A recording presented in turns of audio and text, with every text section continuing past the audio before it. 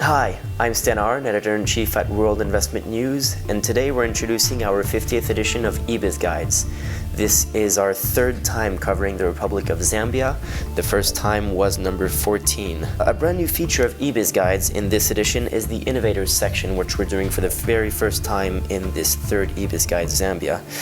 And in the Innovators section, what we do is we interview a handful of CEOs and decision makers in some of the leading companies in the Zambian economy, and we get their take on innovation, on corporate governance, and on the ins and outs of their business environments. Joining us today at our headquarters in Madrid is Diana Lopes, who's a project director at World Investment News. Diana was part of the team who was on the ground in Zambia to produce this eBiz Guide.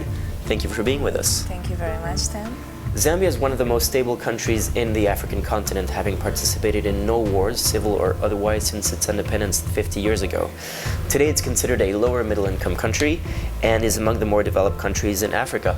So having worked there for a few months, can you give us an idea of the quality of life you experience in terms of infrastructure, telecommunications, transportation, and the likes? Yes, so Zambia is peaceful, stable, and welcoming to foreigners. It is one of the most developed countries in Africa, and you can feel that in Lusaka, where you can find all kinds of service. Telecommunications works perfectly, and transportation, you need to have a car to move around, but you can also take a taxi. With a nominal GDP of $24.5 billion, Zambia ranks at number 16 among African nations at purchasing power parity. Its service sector accounts for roughly half of its GDP, industry being a third, and agriculture covers the remaining fifth of the economy. So, can you give us an overview of the legal framework in terms of doing business in Zambia? Yes, Zambia has the perfect business environment for foreigners. It's a liberalized economic environment, safe, multicultural, abundance of natural resources, and a legal framework that provides incentives for new and established investors. Having interviewed as many CEOs as you have, can you tell us a bit more about the main sectors of the economy? Well, the main sectors in Zambia are, of course, mining. It's the fourth biggest copper producer in the world, which is the main natural resource largely available in the region of the Copper Belt in the north of Zambia.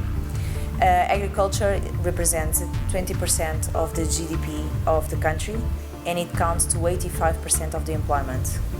Being the E in eBiz Guides, we have to mention entertainment. Can you tell us about the main attractions there? Yes, well, the main attractions, is of course Victoria Falls.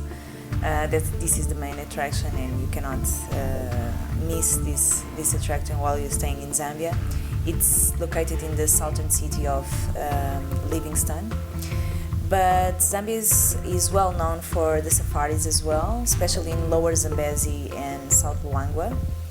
And of course, the Zambezi River with their sunset cruises and the canoeing safaris are also a main attraction. What about your everyday life outside of work? What's the nightlife like in Lusaka, and what's the local cuisine like?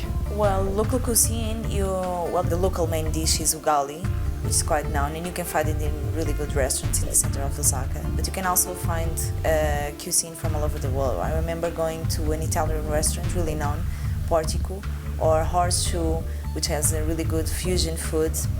Nightlife, you can find plenty of bars and clubs, especially located in the famous shopping malls of Lusaka.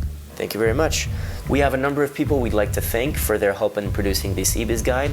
First of all, Zambian founding father Dr. Kenneth Kanda, former acting President Guy Scott, former President Rupia Banda, as well as Finance Minister Alex Chikwanda, Tourism Minister Jean Kapara, Transport Minister Yamfua Mukanga, and Mines and Energy Minister Christopher Yaluma.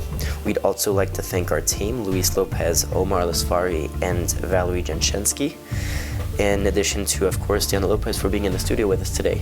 Thank you, Sam. For more information on investment and business in Zambia, you can pick up a copy of eBiz Guide Zambia, of course, and for that you can head to our website, www.winne.com. That's WINNE.com for World Investment News. You can follow eBiz Guides on Facebook and Twitter, and of course, please subscribe to our YouTube channel for more World Investment News content. Thank you very much.